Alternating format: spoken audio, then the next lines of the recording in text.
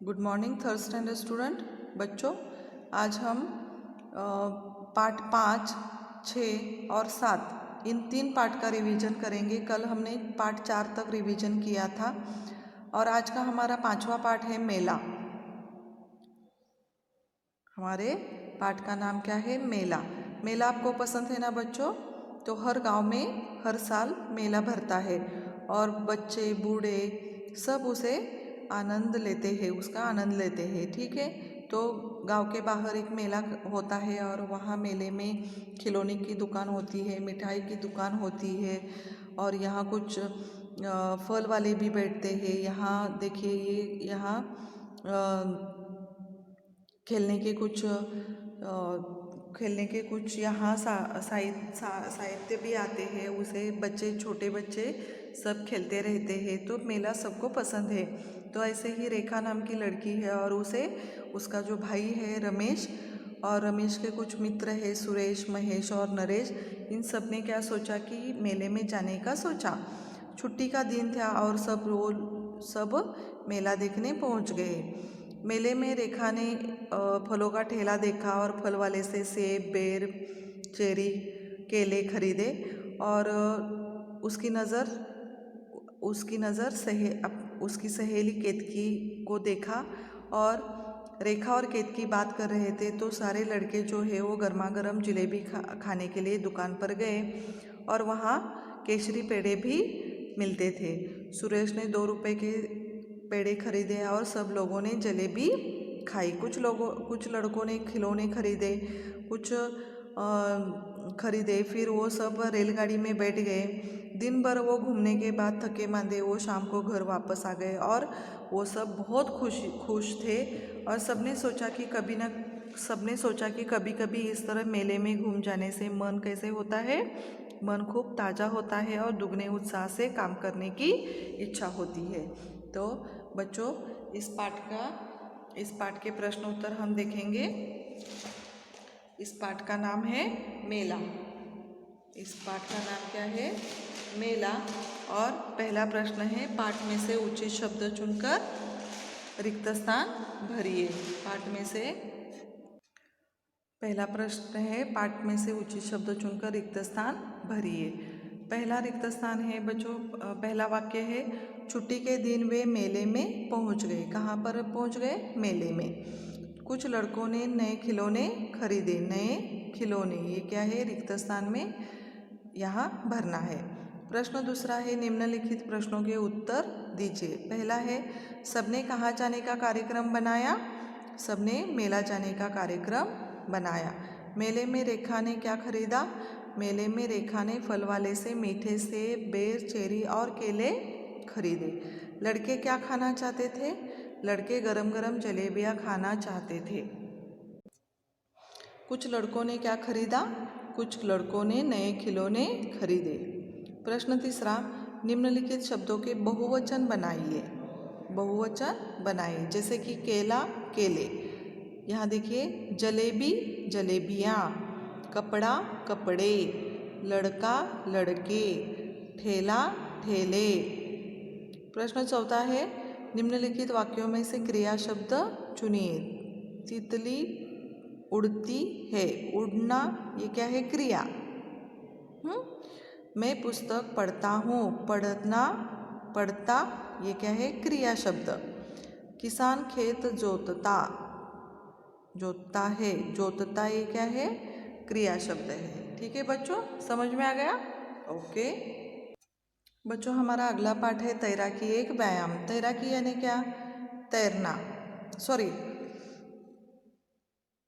तैराकी यानी तैरना। तैरना ये भी क्या है? एक व्यायाम ही है। जैसे हम चलने के लिए जाते हैं, दौड़ते हैं, घर में एक्सरसाइज करते हैं, पुशअप मारते हैं, और भी हमारे योगा के भी जो कुछ प्रकार होते हैं, जैसे अनुलोम विलोम, भ्रमंती, ये सारे जो है वो सारे क्या है? ये व्यायाम के प्रकार है।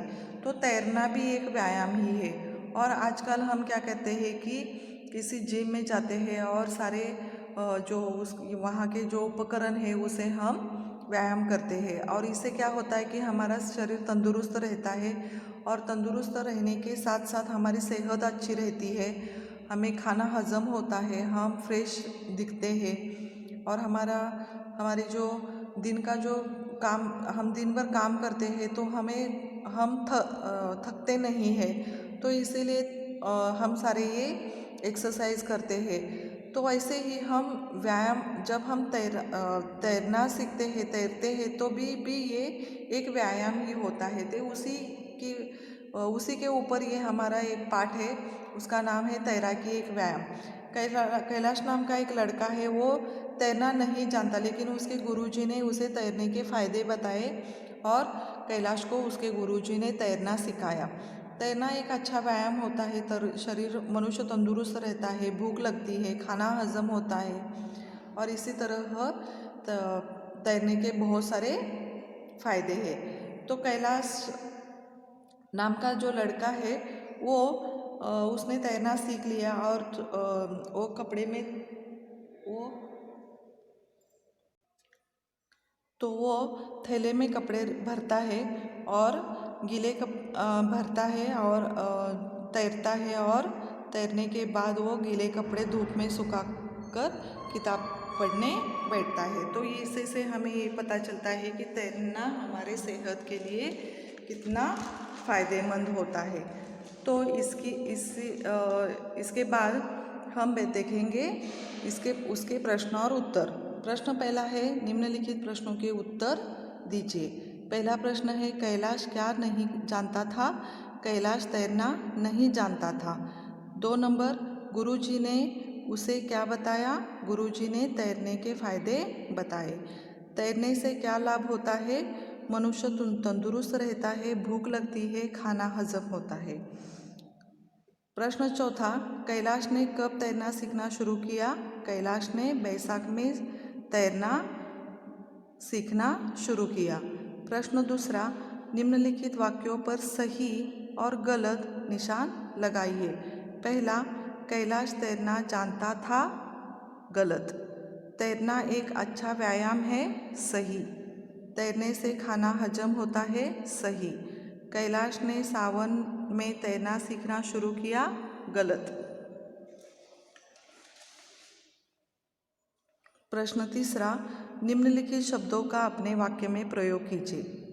फायदा, तैरने से खूब फायदे होते हैं। सैर, सुबह सुबह सैर करने से शुद्ध हवा मिलती है। चैन, चैन से बैठकर खाना चाहिए। ठीक है। प्रश्न चौथा क्या है? निम्नलिखित वाक्यों में काल पहचान कर लिखिए। काल पहचान कर लिखिए। काल किसे कहते हैं बच्चों? काल का अर्थ होता है समय। काल का अर्थ होता है समय।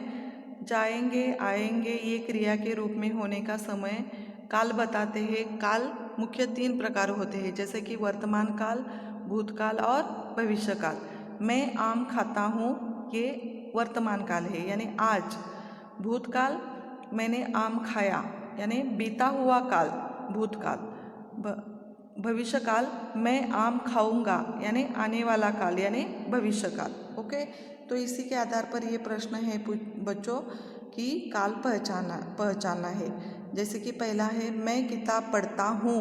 ये क्या है? वर्तमान काल, क्योंकि ये पढ़ने की क्रिया हो रही है, ये आज, यानी वर्तमान काल। मैं केला खाऊंगा। खाऊंगा यानी आने वाला काल, इसलिए वो कौन सा है? भविष्य काल। सीता बाजार गई थी यानी बीता हुआ काल है वो, इसलिए वो भूतकाल। मीना गाना गाएगी यानी वो क्या है? आने वाला काल है, इसलिए भविष्य काल। माँ मंदिर जा रही है यानी वो जाने की क्रिया हो रही है, इसलिए वो वर्तमान काल। ठीक है बच्चों, अगला हमारा पाठ है नंदनवन।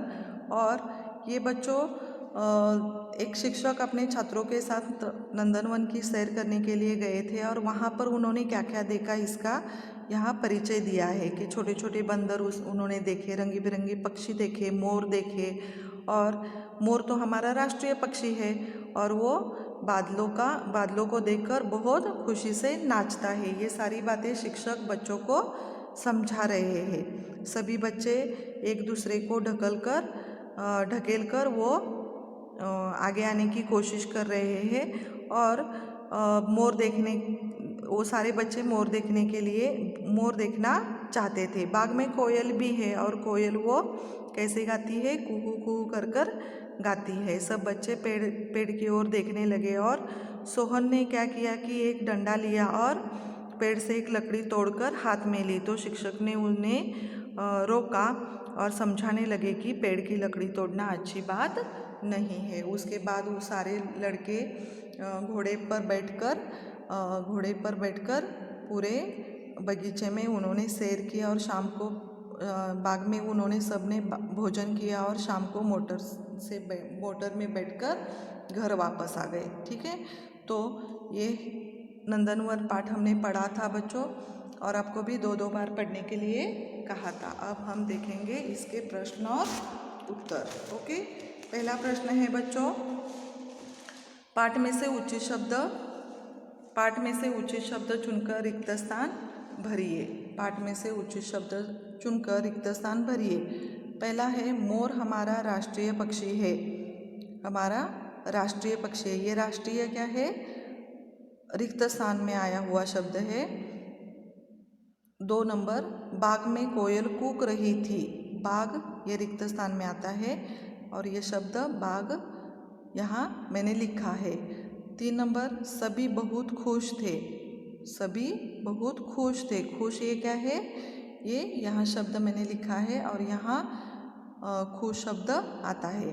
प्रश्न दूसरा, निम्नलिखित प्रश्नों के उत्तर दीजिए। शिक्षक के साथ छात्र कहाँ गए थे? शिक्षक के साथ छात्र नंदनवन की सैर करने गए। प्रश्न दूसरा, हमारे राष्ट्रीय पक्षी का नाम बताइए। हमारे राष्ट्रीय पक्षी का नाम मोर है। घोड़े को क्या खिलाया? घोड़े को रोटी खिलाई। प्रश्न तीसरा, निम्नलिखित शब्दों के अर्थ लिखिए। जैसे कि शिक्षक, अध्यापक या गुरु, बादल, मेघ, घन या गगन, छात्र, विद्यार्थी, शिष्य या चेला। ओके, यहाँ नेक्स्ट प्रश्न है चौथा, लिंग पहचानिए। जैसे कि तोता पुल्लिंग, घोड़ा पुल्लिंग, मोर स्त्रीलिंग, कोयल स्त्रीलिंग। ठीक है, तो बच्चों यहाँ हमने सारे पाठ के यहाँ हमने प्रश्न और उत्तर की रिवीजन ली है। आपको भी घर में 2 बार पाठ पढ़ना है और इसके प्रश्नोत्तर 2-2 बार लिखना है और पाठ करना है। ठीक है, आज का क्लास हम ख़त्म करते हैं बच्चों। Thank you.